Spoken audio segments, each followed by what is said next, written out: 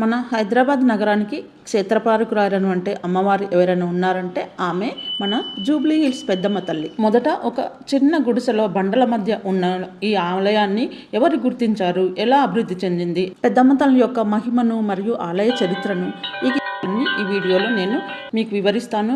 Video పూర్తి వరకు చూసి నా ఛానల్ లైక్ చేసి నా ఛానల్ సబ్స్క్రైబ్ చేసుకోండి. అందరికీ నమస్కారం. రండి నాతో పాటు మీరు కూడా పెద్దమ్మ తల్లి దేవాలయాన్ని చూస్తూ ఆలయ విశేషాలను తెలుసుకోండి. జూబ్లీ హిల్స్ పెద్దమ్మ తల్లి దేవాలయానికి చాలా ఈజీగా బస్సులో కానీ మెట్రో ట్రైన్లో కానీ వెళ్ళవచ్చు.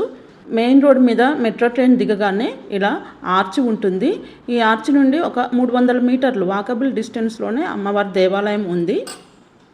మెట్రో ట్రైను మరియు బస్సు రెండు కూడా పెద్దమ్మ గుడి పేరుతోనే స్టేషన్లు ఉన్నాయి. కాబట్టి కొండాపూర్, మాదాపూర్ వెళ్ళే బస్సులు కూడా ఇక్కడ బస్ స్టాప్లో ఆగుతాయి. కాబట్టి చాలా ఈజీగా వెళ్ళొచ్చు కొత్త వాళ్ళు కూడా. కానీ చాలామంది ఇప్పటికి వెళ్ళే ఉంటారు, అందరికీ తెలుసు. ఆ 300 మీటర్లు వెళ్ళిన తర్వాత ఇలా మెయిన్ ఆలయానికి ఆర్చ్ ఉంటుంది, ఎంట్రన్స్. కారులో వెళ్ళినా వేరే వెహికల్లో వెళ్ళినా కూడా పార్కింగ్ ప్రాబ్లం లేదు. చాలా పెద్ద ఆవరణ, 7 ఎకరాల విస్తీర్ణంలో ఈ ఆలయం ఉంది కాబట్టి పార్కింగ్ చేసుకోవచ్చు, చాలా ఈజీగా వెళ్ళొచ్చు. ఇలా మనం లోపలికి ఎంటర్ కాగానే 7 అంతస్తుల రాజగోపురం కనిపిస్తుంది. ఈ రాజగోపురాన్ని 1993లో పి జనార్దన్ రెడ్డి గారు, మాజీ మంత్రి గారు, ఆయన ఆధ్వర్యంలో నిర్మించబడింది.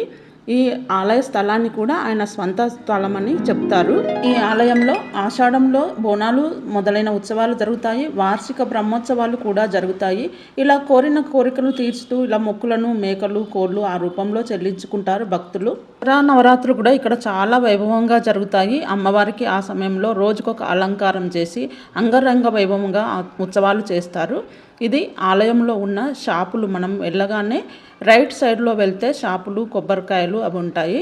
ఇక్కడే చెప్పుల స్టాండ్ కూడా ఉంటుంది. కొబ్బరికాయలు కొనుక్కొని అక్కడే ఎదురుగా కొబ్బరికాయలు కొట్టే స్థలం కూడా ఉంటుంది. మీరు తెలియకుండా కొబ్బరికాయలు లోపలికి తీసుకువెళ్ళకూడదు.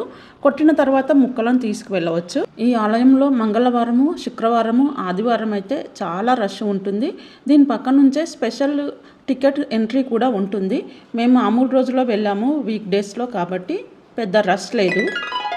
కొబ్బరికాయలు కొట్టిన తర్వాత మళ్ళీ మనం టెంపుల్ ముందుకు వచ్చి ఇలా ఇది ఎంట్రన్స్. దీని నుండి లోపలికి వెళ్తే ఎదురుగానే దూరంగా అమ్మవారు మనకు కనిపిస్తూ ఉంటారు. ఇది ప్రదక్షిణ మార్గము. ఈ ప్రదక్షిణ మార్గంలో ఎదురుగా కనిపించేదే నవదుర్గా మండపము. ఇక్కడ మనం ఏదైనా కోరికలు కోరుకొని ఇలా ఎర్రబట్టలో కొబ్బరికాయను కట్టి అది మనం ముందుగా అమ్మవారి దగ్గరికి వెళ్తే పూజారి అమ్మవారి దగ్గర పెట్టి మన సంకల్పం చెప్పుకోమని చెప్తారు. దాన్ని తీసుకొని వచ్చి ఇక్కడ కట్టుకోవాలి. చూడండి, అమ్మవారి 9 అవతారాలు ఇక్కడ ఉన్నాయి. దసరా నవరాత్రుల అప్పుడు మాత్రం చాలా అలంకారాలు, శ్రీశైలంలో ఉన్న అలంకారాలను వీళ్ళు ఫాలో చేస్తారు. ఇక్కడ మళ్ళీ వేదపారాయణం, చతుర్వేద పారాయణం ప్రతిరోజు జరుగుతుంది. ఇది ప్రదక్షిణ మార్గంలోనే మనకు ఒక కార్నర్లో కనిపిస్తుంది. ఇది మళ్ళీ ప్రదక్షిణ చేస్తూ మనము బయటికి వెళ్ళే దారి. ఈ టెంపుల్ టైమింగ్స్ మార్నింగ్ 6 o'clock నుండి 1 వరకు ఓపెన్ ఉంటుంది.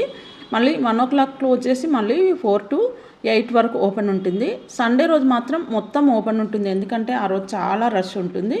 ఇలా ఇక్కడ ప్రతిరోజు అమ్మవారికి పక్కన ఉత్సవమూర్తికి కుంకుమార్చన చేస్తారు. మేము కూడా కుంకుమార్చన చేపించుకున్నాము. కుంకుమార్చన చేపించుకున్న వరకు పంతులు గారు కుంకుమను కొంచెం చిన్న పొట్లంలో కట్టి ఇస్తారు. అలాగే మనం అమ్మవారికి చీరను సమర్పించాలంటే టికెట్ తీసుకొని ఆ చీరను పంతులు గారు అమ్మవారి పాదాల దగ్గర ఉంచి కౌంటర్లో ఇవ్వమంటారు. కానీ మనం తెచ్చిన చీర అమ్మవారికి కట్టియాలంటే ఆ చీరకు 2 వైపులా పెద్ద బార్డర్ ఉండాలంట. కాంట్రాస్ట్ కలర్లో చాలా అందంగా ఉండి ఆ చీరను మనం ఒకరోజు ముందుగానే వాళ్ళకి టెంపుల్ వాళ్ళకి ఇచ్చి మా చీరను కట్టియమని చెప్తే వాళ్ళు కట్టిస్తారంట. పంతులు గారు చెప్పారు మాకు.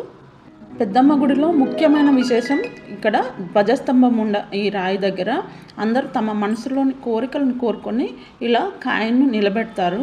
చాలామంది గుంపులుగా ఉండి ఎంతసేపు అయినా ఓపికగా ట్రై చేస్తూ ఉంటారు. మన కాయిన్ నిలబడితే మనం కోరుకున్న కోరిక తప్పకుండా తీరుతుందనే నమ్మకం ఎప్పటి నుంచో ఉంది.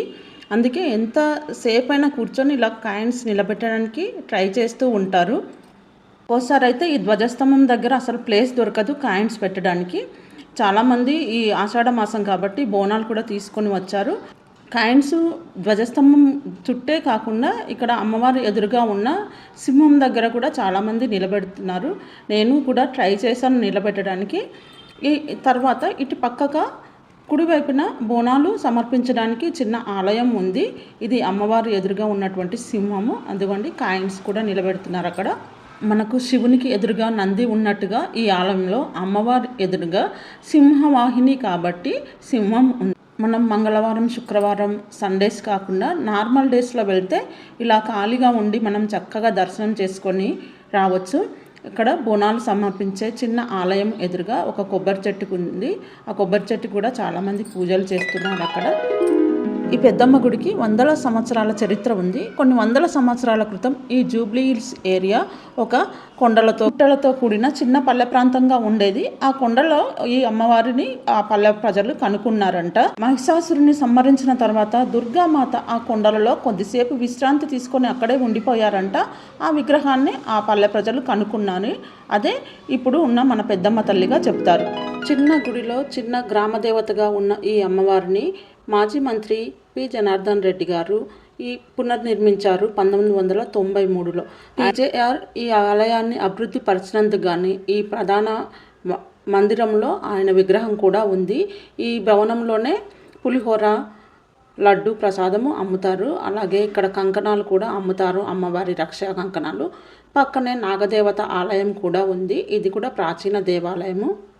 ఇది నాగదేవత ఆలయము.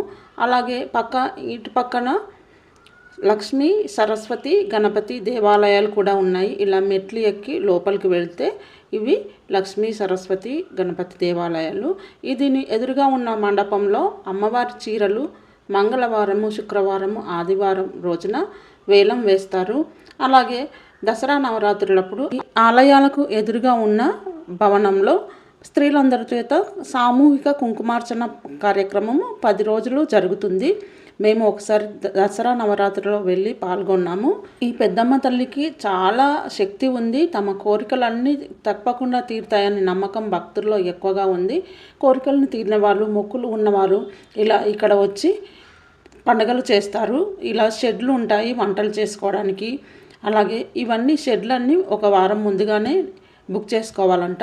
ఇది కనిపించేదే పి జనార్దన్ రెడ్డి గారి ఇల్లు పక్కనే ఉంటుంది. ఇక్కడ వాహన పూజలు కూడా ప్రత్యేకము. ప్రతిరోజు ఎన్నో కార్లకు ఇక్కడ పూజలు చేస్తూ ఉంటారు. ఆలయం ముందు భాగంలో అమ్మవారి శక్తికి చిహ్నమైన త్రిశూలము, శంకుచక్రాలు ఉంటాయి. ఇవి ప్రత్యేకంగా అట్రాక్షన్గా ఉండి చాలామంది ఇక్కడ సెల్ఫీలు, ఫోటోలు తీసుకుంటూ ఉంటారు. అలాగే ఈ ఆలయానికి ఎక్కువగా సెలబ్రిటీలు, సినిమా వాళ్ళు, సీరియల్ వాళ్ళు తమ మొక్కులు తీర్చుకొని వాళ్ళు కూడా దావతులు చేస్తూ ఉంటారు. ఇది పెద్దమ్మ తల్లి దేవాలయం గురించి విశేషాలు. వీడియో మీకు నచ్చితే ఒక లైక్ చేసి నా ఛానల్ సబ్స్క్రైబ్ చేసుకోండి. మరో మంచి వీడియోతో మళ్ళీ కలుస్తాను. Thank you for watching.